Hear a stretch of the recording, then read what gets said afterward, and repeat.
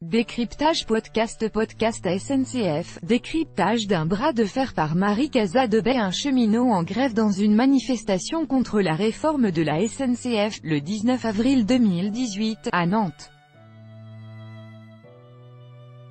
Reuters, Stéphane May avec Rémi Bourguignon, maître de conférence à l'Institut d'administration des entreprises, IAE, à Paris et chercheur associé au CEVIPOF Sciences Po, et Gilles Dansard, journaliste, directeur de Mobilettre, lettre d'information sur la mobilité et les transports.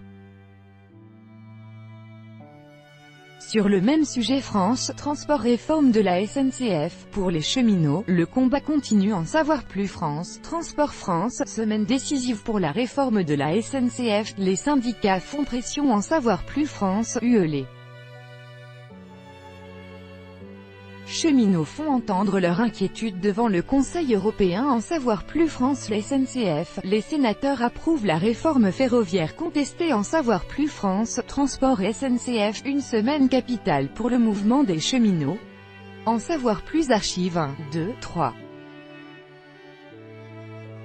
Suivant, dernier plus grand que l'affaire de l'Aquarius, les responsabilités avec Claire Rodier, juriste et experte des migrations et de la politique européenne migratoire, membre du groupe d'information et de soutien des immigrés.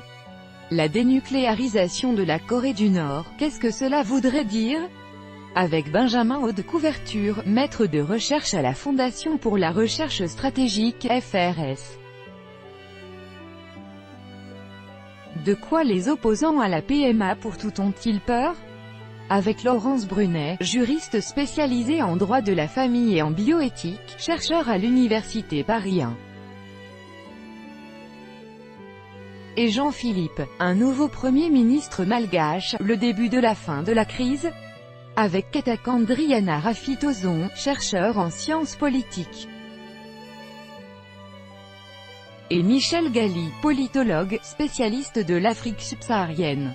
Comment le glyphosate parvient-il à résister? Avec Stéphane Foucard, journaliste au Monde et auteur des Marchés et des Dieux, édition Grasset.